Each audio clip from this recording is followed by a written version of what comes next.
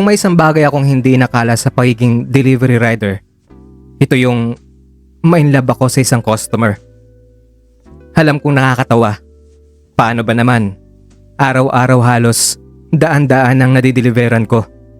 May mababait, may matataray, may galante sa tip, at may mga ayaw na ayaw magbigay kahit 5. Sanay na ako sa mga ganitong klaseng tao. Pero sa lahat ng customer na nadaanan ko, isa lang ang hindi ko makalimutan. Si Ruby. At ang nakakatawa dito, hindi ko naman talaga siya dapat nagustuhan. At ang kwento naming dalawa, nagsimula sa isang simpleng order ng ramen. Isang Martes ng gabi, may dumating na bagong order sa app ko. Pick up, Ramen House, Drop off, Ruby's Condo, Tower 3, Unit 1512. Isa na namang normal na delivery. Sanay na ako sa mga ganitong gabi. Mainit ang hangin, matraffic, at pagod sa maghapong pagmumotor. Pero trabaho ito. Kaya kahit pagod, pinick up ko ang order at dumiretso sa kondo niya. Pagdating sa building, bumaba siya para kunin ang pagkain. At doon ko siya unang nakita. Hindi siya yung typical na customer na may nakangitim mukha at fresh na aura. Sa halip, halata mong kakaiyak lang niya. Mapupula ang mga mata niya. Magulo ang buhok. At parang wala siyang gana sa mundo. Pero kahit ganoon, may kakaiba sa kanya. Maganda siya. Hindi dahil sa makeup o damit niya. Kahit pahalatang kagagaling niya lang sa iyak, ay napakaganda ng mga mata niya. Maamo mga iyon. At ng mga sandaling iyon, hindi ko alam kung bakit na-curious ako sa kanya. Nang iniabot ko sa kanyang pagkain, napansin ko nanginginig ang kamay niya. Kuya, sorry ha. Wala akong cash na pang tip sa'yo ngayon. Mahina niyang sabi. Parang gusto niyang ngumiti pero hindi niya magawa. Kaya ngumiti lang ako pabalik. Naku ma'am, ayos lang po yun. At saka ingat po kayo. At pagkatapos nun ay umalis na ako. Sa isip ko, isa lang yun sa mga maraming customer na nadeliveran ko. Pero hindi ko alam na hindi iyon ang huling beses na magkikita kami. Sa sumunod na linggo, paulit-ulit akong nadidispatcha ng app sa parehong address. Pizza, sushi, burger. Ako man mismo ay nagtataka. Bakit parang araw-araw na lang siya nagpapadeliver? Na yun, di marunong magluto. Pagbukas niya ng pinto, nakangiti siya sa akin. Kuya, ikaw na naman? Napangiti rin ako. Ma'am, mukhang ako na po talaga ang suki ninyo eh. Napahagikik siya, pero may lungkot pa rin sa mata niya. At sa gabing iyon, nagsimula ang koneksyon naming dalawa. Mula sa simpleng salamat kuya, naging kumusta kuya. Mula sa wala akong cash na pang tip kuya, naging kuya, anong oras matatapos ang shift mo? Hanggang sa isang gabi, hindi ko napigilan ang sarili ko at tinanong ko siya. Ma'am, hindi po ba kayo marunong magluto? Pabiro kong tanong habang iniabot ng pagkain. Natigilan siya. Tumingin sa akin ng saglit. Tapos ngumiti. Pero hindi siya masaya. Hindi na ako nagluluto eh. Sagot niya sa mababang boses. Ay, bakit naman po? Kumunot ang noo niya para nagdadalawang isip kung sasagutin ba niya ako. Pero pagkatapos ng ilang segundo, bumuntong hininga siya at sumagot. Kasi wala na akong nilulutuan. 5 years kaming magkasama. Tapos, isang araw, sinabi niyang hindi na siya masaya sa akin. kwento niya habang nakasandal sa pintuan. Nalaman kong kakabreak lang pala niya sa boyfriend niya. Natahimik ako sa nalaman ko. Hindi ako sanay sa ganitong usapan. Lalo na sa isang babaeng kahit kilala ko lang. Pero sa loob-loob ko, ramdam ko ang sakit niya. Hindi na ako makapagluto sa kusina namin. Hindi ako kayang kumain na mag-isa. Kaya ito, puro delivery na lang. Mahina niyang sabi. Ngumiti ako, pero hindi ko alam kung ano ang dapat kong sabihin. At sa sandaling iyon, hindi ko lang napansin na hindi lang siya gutom sa pagkain. Gutom din siya sa pagmamahal. Isang gabi, pagkabigay ko ng order niya, bigla siya nagsalita. Kuya, gusto mo bang kumain muna? Nagulat pa ako. Sa halos isang buwan kong pagdi-deliver sa kanya, hindi ko ina-expect na yayayain niya ako. Nakita siguro niya ang pag-aalinlangan ko sa mukha ko. Pero ngumiti siya. Sige na kuya, minsan lang kasing may makasama akong kumain. Sa sandaling iyon, hindi ko na siya kayang tanggihan. Sa loob ng unit niya, hindi ako makapaniwalang nandito ako. Maliit pero maaliwalas ang kondo niya. Pero may isang bagay akong napansin. Ang kusina niya. Masyadong malinis. Tumingin ako sa kanya. Nakita niyang nakatitig ako sa kitchen counter niya. At bago pa ako makapagtanong, napabuntong hininga siya. Muling bumalik ang lungkot sa mata niya. Ayaw kong matanda ng amoy ng kusina namin nung nandito pa siya. Sa sandaling iyon, gusto kong sabihin sa kanya na hindi siya nag-iisa. Gusto kong iparamdam na hindi niya kailangang dumaan sa lahat ng sakit na ito ng mag-isa. Pero hindi ko na sinabi. Sa halip, dinampot ko ang chopstick at nagsimula ng kumain. Tingnan ko siya at ngumiti. Ano pang hinihintay mo? Gutom na ako. Saglit siyang natigilan. Tapos natawa siya. Isang tawang parang ngayon niya lang nagawa. At sa sandaling iyon, alam kong may nagbago sa pagitan namin. Hindi na lang ako ang rider na nagdi-deliver ng pagkain sa kanya. Ako na rin ang taong nagbigay ng dahilan para siya'y ngumiti ulit. Pagkatapos ng unang hapunan namin ni Ruby, hindi pa iyon na naging huli. Ang dating simpleng pagdi-deliver ko ng pagkain sa kanya, naging mas madalas. Nung una, palusot ko pa sa sarili ko na trabaho lang ito.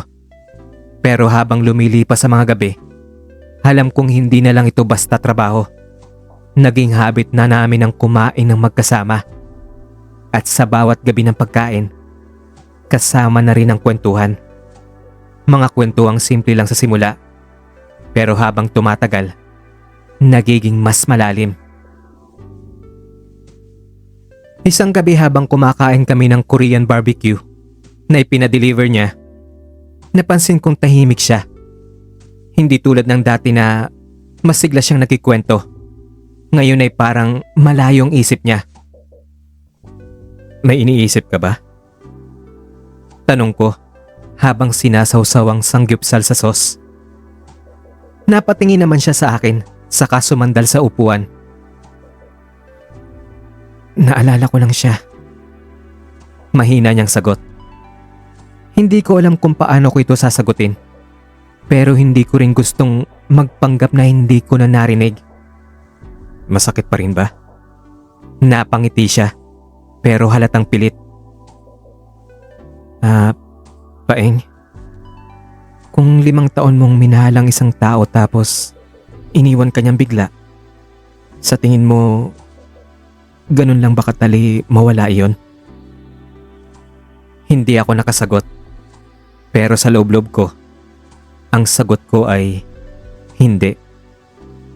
Alam kong hindi madaling kalimutan ng ganong klaseng pagmamahal. At sa unang pagkakataon, naisip ko kung anong papel ko sa buhay niya. Ako lang ba ang kaibigan niya sa mga oras na ito? O ako rin ba ang taong tinuturing niyang sagot sa sakit ng nakaraan niya? Habang lumilipas sa mga gabi, lalo akong nakikilala ni Ruby at lalo ko rin siyang nakikilala. Hindi lang siya yung babaeng mahilig magpa-deliver. Hindi lang siya yung babaeng iniwan ng ex niya. Siya rin yung babaeng mahilig sa indie music. Yung babaeng hindi mahilig sa soft drinks pero mahilig sa iced coffee. Yung babaeng maraming pangarap pero natatakot ng mangarap ulit dahil iniwan siya ng taong kasama dapat niya sa lahat ng yun. At habang nagkikwento siya, mas lalo ko siyang minamahal. At iyon ang mas mahirap dahil alam kong baka hindi niya ako makita sa parehong paraan. Isang gabi, habang nagkakape kami sa balcony ng kondo niya, biglang tumunog ang cellphone niya. Nakita kong napahinto siya. Biglang nanlamig ang kamay niyang kanina lang ay nakakapit sa tasa ng kape. Tumingin siya sa screen ng phone niya at doon ay nakita ang pangalang Josh is calling. Ang ex niya. Tumingin siya sa akin tapos bumalik sa phone niya. Hinayaan niya lang itong tumunog pero ramdam ko ang kaba niya. Ano? Di mo ba sasagutin? Tanong ko. Humiling siya pero halata akong nag-aalangan. Ano kayang gusto niyang sabihin? Tanong ko ulit. Hindi ko alam. Mahina niyang sagot. Pero alam kong alam niya. Alam niyang hindi lang simpleng kamustahan ito. Alam niyang may ibig sabihin ng tawag na yon. At ang mas kinatatakutan ko, baka may ibig sabihin pa rin ito sa kanya.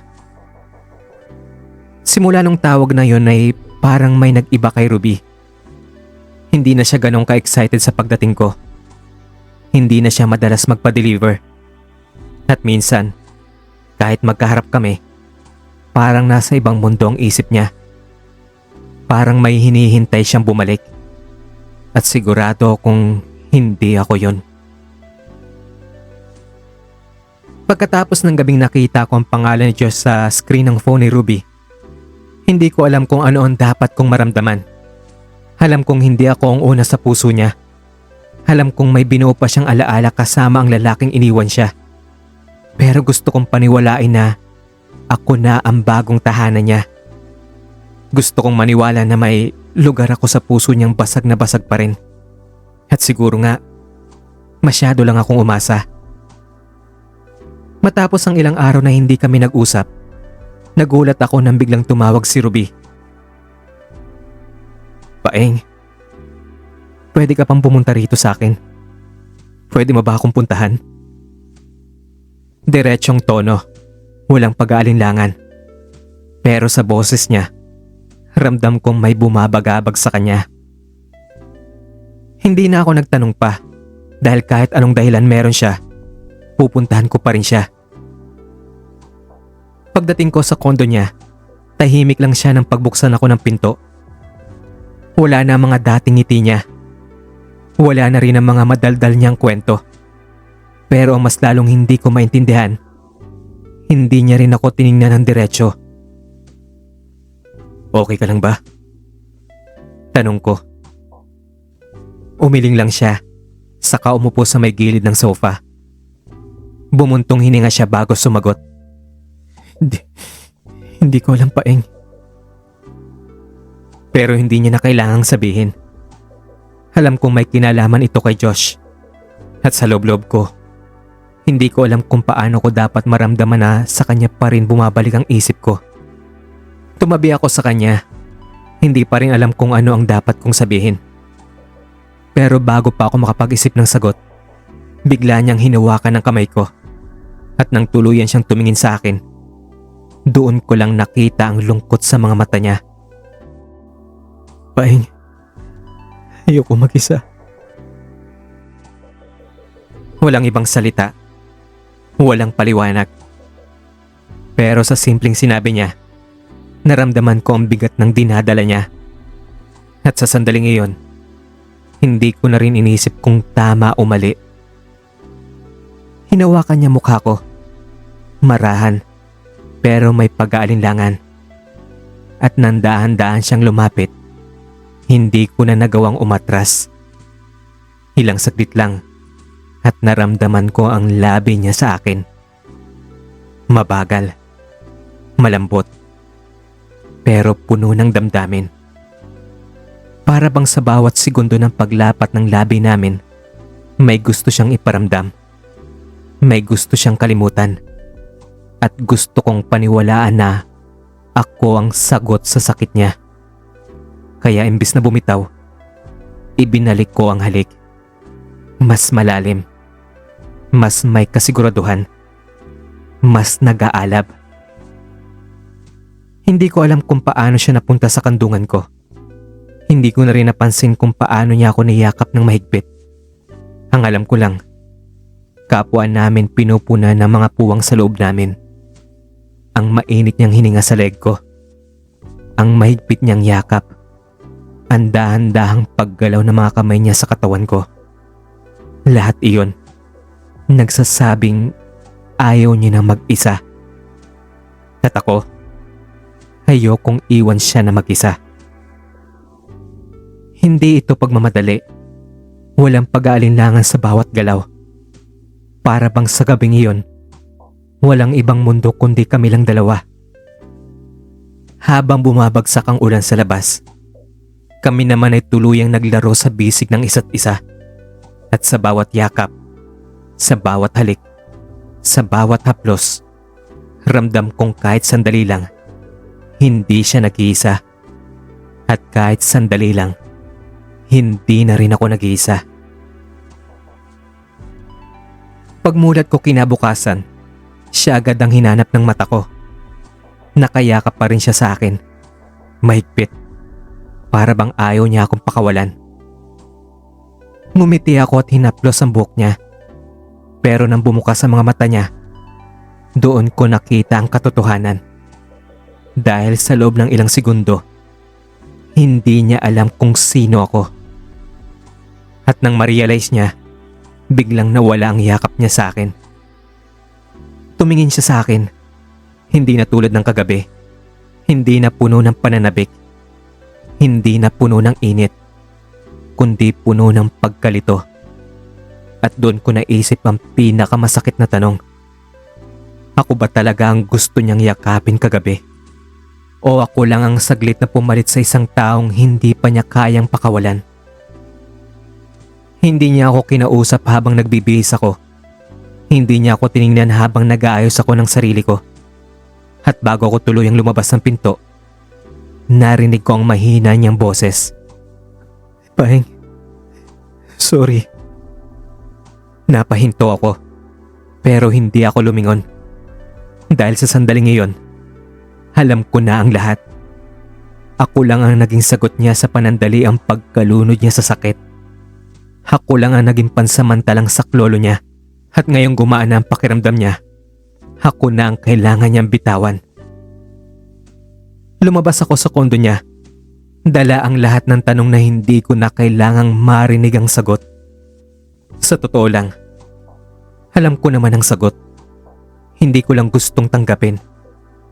Kasi ngayong natikman ko na ang paglalapit namin, paano ko kakayanin bumalik sa pagiging estranghero sa buhay niya?